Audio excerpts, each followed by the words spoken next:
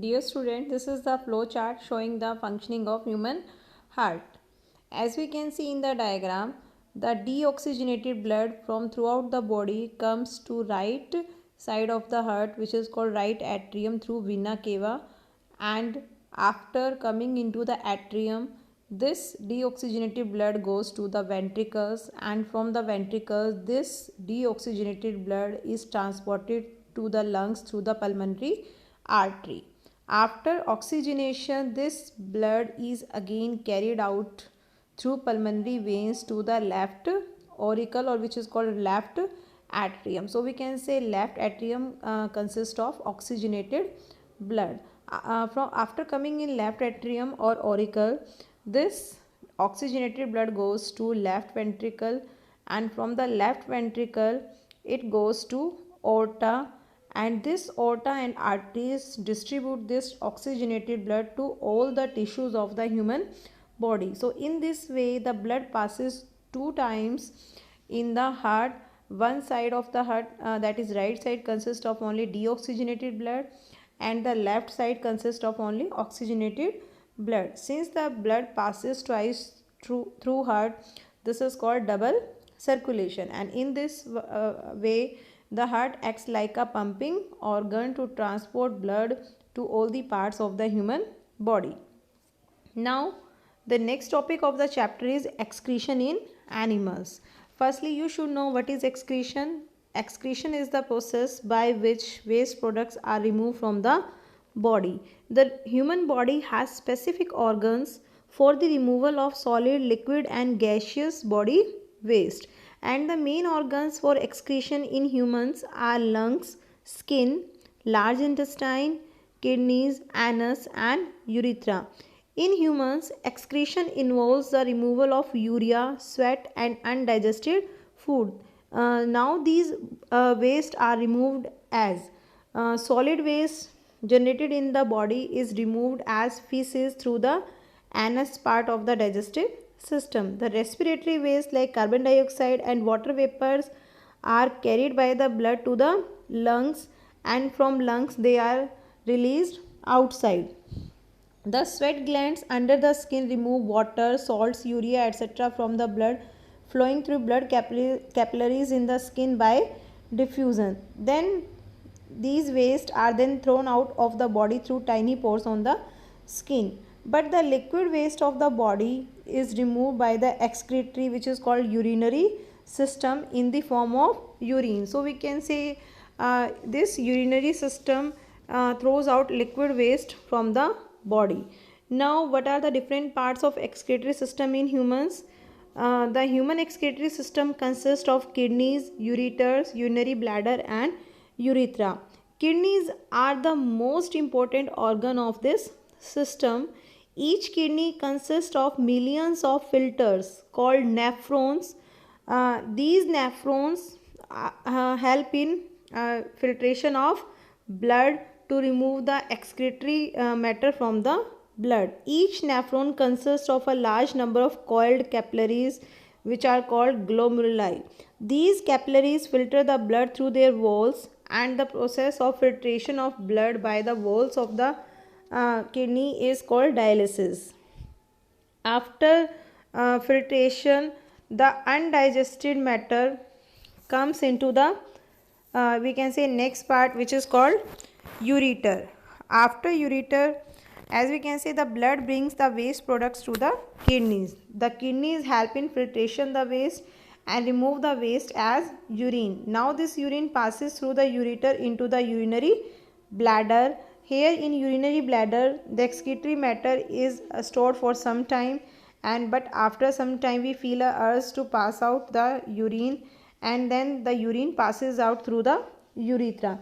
In this way our excretory system works. So we can say there are four main parts of the excretory system, that is kidneys, ureter, urinary bladder, and fourth one is urethra. And in this way excretory system help in throwing out the waste from the body. The concentration of various waste in the urine depends upon the functioning of various organs or organ systems in the body. So the examination of urine of a person can give a good idea about his general health. So doctors therefore use urine tests to diagnose disease in the body. So filtration, or we can say kidneys, are very important part of excretory system in all animals. Now next topic is transportation in plants. Transportation, as you know, it is the movement of materials in plants also from one part to another. Plants also have vascular system. As we are having the circulatory system, in the same way plants also have some specific vascular system to transport food, water and minerals from one part to another. The vascular system in plants constitute xylem and phloem. Firstly, you should know what is a tissue. Tissue is a group of cells which perform function. As you know, we all human beings are made up of cells. When cells are grouped together, that is called a tissue. When tissue group together, they are called a organ collectively make organ system, and when organ system join together, they make a complete organism. So we can say tissue is a group of cells which perform a specific function. There are two types of vascular tissues in case of plants, xylem and phloem. Now how transport of water and minerals in plants take place. Water is absorbed from the soil by the root hairs. The root hairs are in close contact with water surrounding the soil particles. Water moves from root hair to the root tissues and then to the xylem in the root. In this way, xylem help in transport of water from the roots to all parts of the plant. In the same way, translocation, or we can say translocation of food occurs with the help of another vascular tissue which is called phloem. Food is prepared in the leaves, and from leaves food is transported to all the parts of the plant with the help of another vascular tissue which is called phloem. So in this way, xylem and phloem perform together to transport water and food in the plant. This is shown the structure of the root part. It consists of root hairs, epidermis, endodermis, xylem, pericycle. So all these parts are shown to show the structure of roots. From the root hairs, water gets to the other parts of the plants. Now the last topic of the chapter is transpiration.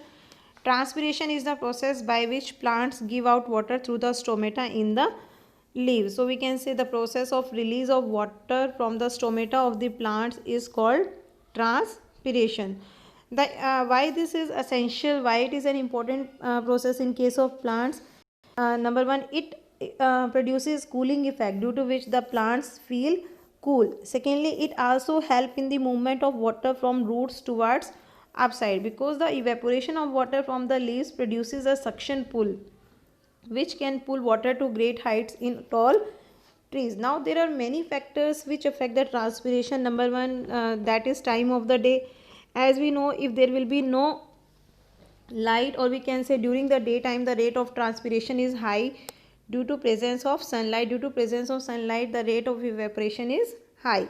Secondly, with increase in temperature, the rate of transpiration also increases. But with increase in humidity in the atmosphere, the rate of transpiration decreases. In the same way, if the wind speed is high, the rate of transpiration is also high. So there are many factors in the atmosphere which affect the rate of transpiration, and transpiration is a very important process to transport the water to great heights in plants.